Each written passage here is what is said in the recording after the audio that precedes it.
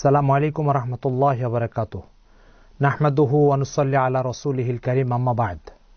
প্রিয় দর্শক ও শ্রোতাবৃন্দ, যে প্রান্ত থেকে আমাদেরকে দেখছেন শুনছেন সবাইকে স্বাগত জানাই। এখন আমাদের আলোচ্য বিষয় হচ্ছে মির্জা গোলাম মোহাম্মদ কাদিয়ানী তার একাধিক বই পুস্তকে নিজেকে নবী বলে দাবি করেছে। আমাদের পূর্বে একটা প্রোগ্রামে আপনারা দেখেছেন। এখন প্রশ্ন হচ্ছে, আদৌ কি নবুয়তের কোনো সুযোগ ইসলামে খোলা আছে কি নাই?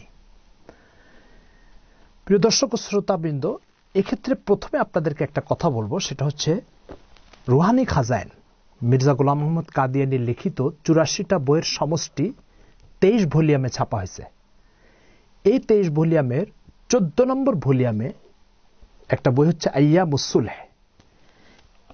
এই আইয়ামুস সুলহের 55 নম্বর পৃষ্ঠা এবং রুহানি খাজাইনের 14 নম্বর খণ্ডের 288 নম্বর পৃষ্ঠা, এখানে মির্জা কাদিয়ানীর একটা বক্তব্য হচ্ছে যে जिन्होंने कुरान शरीफ की इजमाली मकामात की हदीस नबूविया की मदद से तफसीर करके खुदा की पाक कलाम और पाक तालीम को हर एक जमाना में ताहरीफ मानवी से महफूज रखा है।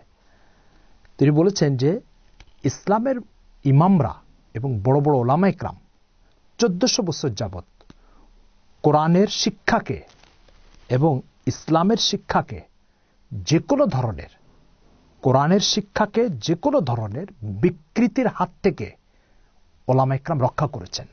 তার অর্থ হচ্ছে উনি এখানে স্বীকার করলেন 1400 বছর ধরে যে ইসলাম চলে আসতেছে, এই ইসলাম বিকৃতির হাত থেকে মুক্ত। এটা মির্জা গোলাম মোহাম্মদ কাদিয়ানীর স্বীকারোক্তি। অর্থাৎ সে দুনিয়াতে আসার আগে যে ইসলাম 1400 বছর ধরে চলে আসছে আল্লাহ রসুলের পক্ষ থেকে, সেটা যে কোনো ধরনের বিকৃতি এবং যে কোনো ধরনের পরিবর্ধন থেকে মুক্ত, এটা সে এখানে স্বীকার করল। যদি তাই হয় তাহলে এবার আসুন, মির্জা গোলাম মোহাম্মদ কাদিয়ানী সেই ব্যক্তি যিনি ইসলামের নবুয়ত জারির কথা বলেছে। নবুয়ত জারি এটা ইসলামে নতুন একটা বিশ্বাস যেটা মির্জা গোলাম মোহাম্মদ কাদিয়ানী প্রতিষ্ঠিত করেছে। ইসলামে আকীদা, হাদিস শাস্ত্র, তাফসীর শাস্ত্র কোন বইয়ের 1400 বছর ধরে কোন পৃষ্ঠার কোন লাইনে এই কথা লেখা নাই যে ইসলামে নবুয়ত জারি আছে। আমি প্রিয় দর্শকবৃন্দকে একটা স্পষ্ট কথা বলি, ইসলামে তৌহিদ, একত্ববাদ এটা ইসলামের একটি শিক্ষা, ইসলামের একটি বিশ্বাস। আখিরাত ইসলামের একটি বিশ্বাস। ফেরেশতাদের বিশ্বাস এটা ইসলামের একটি অংশ। আসমানি কিতাবের উপর বিশ্বাস এটা ইসলামের একটি অংশ। এগুলো প্রত্যেকটার উপরে আকীদার কিতাবের শিরোনাম আছে। তারপরে হাদিসের কিতাবগুলিতে এটা নিয়ে আলোচনা আছে, শিরোনাম আছে। তাফসীরের কিতাবগুলিতে এটা নিয়ে আলোচনা আছে, শিরোনাম আছে। মুহাম্মদ সাল্লাল্লাহু আলাইহি ওয়াসাল্লামের পরে নবী জারি হবে, এটার ব্যাপারে কোন কিতাবের কোন একটি পৃষ্ঠার কোন লাইনে কেন কোনো বক্তব্য নাই। যদি এটা ইসলামের বিশ্বাস হতো বা ইসলামের আকীদা হতো, নিঃসন্দেহে কোনো না কোনো বইয়ের পৃষ্ঠায় লাইনে নবুয়ত জারির ব্যাপারে একটা শিরোনাম থাকতো। প্রিয় দর্শক, যেহেতু নাই, বোঝা গেল এটা ইসলামের বিশ্বাস না, এটা কাদিয়ানী বিশ্বাস। এটা ইসলামের বক্তব্য না, এটা কাদিয়ানীদের বক্তব্য। তারা এই বক্তব্যকে প্রথমে চালু করেছে ইসলামে। প্রিয় দর্শক ও শ্রোতাবৃন্দ, মির্জা গোলাম মোহাম্মদ কাদিয়ানীর আগে ইসলামী খেলাফত থাকাকালীন যারা যে যুগে নবুয়তের দাবি করেছে তাদেরকে সেই যুগে শেষ করে দেওয়া হয়েছে। সেই খেলাফত তাদেরকে শেষ করে দিয়েছে। মুসাইলামাতুল কাজ্জাব থেকে নিয়ে কাউকে ছেড়ে দেওয়া হয়নি। সুতরাং মির্জা গোলাম মোহাম্মদ কাদিয়ানী ব্রিটিশ ছত্রছায়ায় এবং ইসলামী খেলাফতের অনুপস্থিতির কারণে নবুয়তের দাবি করেছে এবং সেটাকে ইসলামী খেলাফত না থাকার কারণে সেটা তার যাত্রা অব্যাহত রেখেছে। প্রিয় দর্শক ও শ্রোতাবৃন্দ, কোরআন মাজিদের সূরা আহজাব এর 40 নম্বর আয়াতে আল্লাহ তাআলা বলছেন, মা কানা মুহাম্মাদুন আবা আহাদিম মির রিজালিকুম ওয়ালাকি রাসূলুল্লাহি ওয়া খাতামান নবিয়্যিন। এতে স্পষ্ট আল্লাহ তাআলা মুহাম্মদ সাল্লাল্লাহু আলাইহি ওয়াসাল্লামকে খাতামুন নবিয়্যিন বলছে, অর্থাৎ সমস্ত নবীদের সমাপ্তকারী। মির্জা গোলাম মোহাম্মদ কাদিয়ানী তার বই পুস্তকের একাধিক জায়গায় এই আয়াত যে খতমে নবুয়তের দলিল এটা সে লিখেছে। কিন্তু 1901 সালে সে যখন নবুয়তের দাবি করল, তখন সে এই আয়াতকে বিকৃত করা শুরু করেছে এবং এমন এমন ব্যাখ্যা দিয়েছে যে ব্যাখ্যা মির্জা কাদিয়ানীর আগে ইসলামে কেউ এ ব্যাখ্যা দেয় নাই। প্রিয় দর্শক ও শ্রোতাবৃন্দ, রাসূল সাল্লাল্লাহু আলাইহি ওয়াসাল্লামের অন্তত 200 হাদিসে স্পষ্ট এই কথা আছে যে মুহাম্মদ সাল্লাল্লাহু আলাইহি ওয়াসাল্লামের পরে আর কোন নবী আসার কোনো সুযোগ নাই। যেমন এই ব্যাপারে আপনাদেরকে একটা হাদিস বলতে চাই।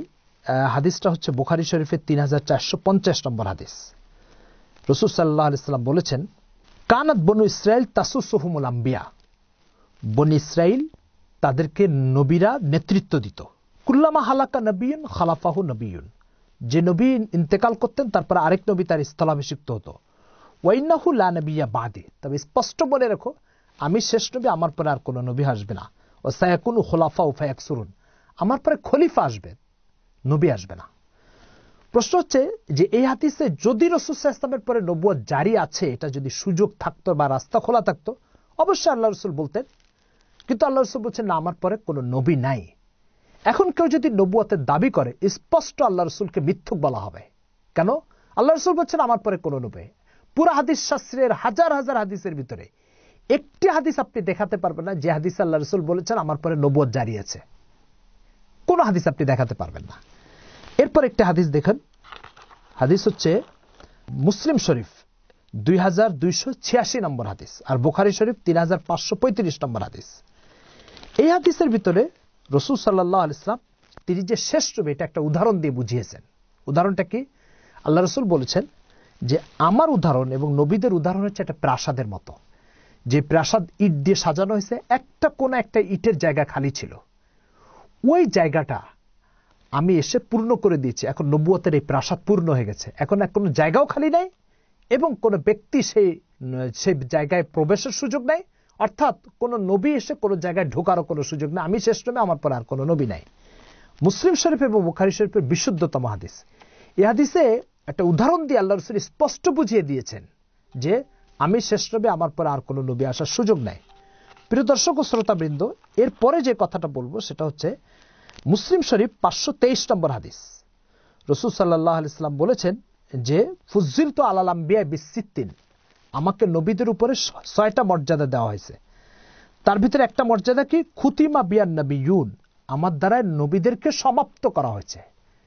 এই হাদিসে স্পষ্ট বোঝা যাচ্ছে যে রাসূল সাল্লাল্লাহু আলাইহি ওয়াসাল্লাম বলছেন নবীদের সমাপ্তি আমাকে দিয়ে করা হয়েছে, আমার পর আর কোনো নবী নাই। এরপরে জামে তিরমিজি এবং সহিহ মুসলিমের 157 নম্বর হাদিস আর জামে তিরমিজির 2219 নম্বর হাদিস, আল্লাহ রাসূল বলছেন সায়াকুন ফি উম্মতি কাযাবুনা সালাসুন, আমার পরে 30 জন মিথ্যুক নবুয়তের দাবিদার আসবে। কুল্লুহুম ইয়াযামু আন্নাহু নবিয়্যুন, প্রত্যেককে মনে করবে আমি নবী। ওয়া আনা খাতামুন নবী লা নবিয়্যা বাদি, আমি শেষ নবী, আমার পরে আর কোনো নবী আসবে না। প্রিয় দর্শক ও শ্রোতাবৃন্দ, সংক্ষিপ্ততার স্বার্থে আমরা এই কয়টা হাদিস এবং কোরআনের আয়াত পেশ করেছি। আপনাকে পরিষ্কার বুঝতে হবে যে নবুয়তের দাবির কোন সুযোগ যদি ইসলামের যদি এটা আকীদা বা বিশ্বাস হতো যে আমার পরে নবী আসবে, আল্লাহ রাসূল কোন একটা হাদিসে অবশ্যই বলতেন, কোন সাহাবীর বক্তব্য থেকে এটা বোঝা যেত। কিন্তু আল্লাহ রাসূল বললেন না, সাহাবী বললেন না, 1400 বছর যাবত ইসলামের কেউ বললেন না। মির্জা কাদিয়ানী এসে বলছে যে নবুয়ত জারি আছে। এটা স্পষ্ট প্রতারণা, ধোঁকাবাজি এবং ইসলামী আকীদার সাথে বেঈমানি। এরপরে যে কথাটা বলবো সেটা হচ্ছে সূরা নিসার 69 নম্বর আয়াত দিয়ে কাদিয়ানীরা নবুয়তকে প্রমাণ করতে চায়। আমি বলবো এটা স্পষ্ট বিকৃতি। কাদিয়ানী ছাড়া এই আয়াত থেকে নবুয়তকে প্রমাণ করার কথা ইসলামে আর কেউ বলে নাই। সূরা নিসার 69 নম্বর আয়াতের ভিতরে কাদিয়ানীরা নবুয়ত প্রমাণের জন্য একটা অপচেষ্টা চালিয়েছে, কিন্তু কাদিয়ানী ছাড়া এই আয়াত থেকে নবুয়ত জারি আছে এটা প্রমাণ করার ইসলামে আর কেউ এটা করে নাই। কোন মুফাসসির, কোন মুহাদ্দিস, কোন ইসলামী স্কলার এবং ইসলামের 1400 বছর ধরে কেউ করে, কাদিয়ানীরা প্রথম করেছে। সুতরাং এটা কাদিয়ানীতে একটা আয়াতের বিকৃতি, যে বিকৃতি তারা করে থাকে। আশা করি বুঝতে পেরেছেন ইসলামে খতমে নবুয়তের গুরুত্ব এবং আল্লাহ রাসূলের বক্তব্য এবং কোরআন মাজিদের আয়াতের আলোকে খতমে নবুয়তটা কিভাবে প্রমাণিত হয়। আশা করি বুঝতে পেরেছেন। পরে আমাদের আরো প্রোগ্রাম আছে, সেগুলো আপনারা দেখবেন। আসসালামু আলাইকুম ওয়া রাহমাতুল্লাহ।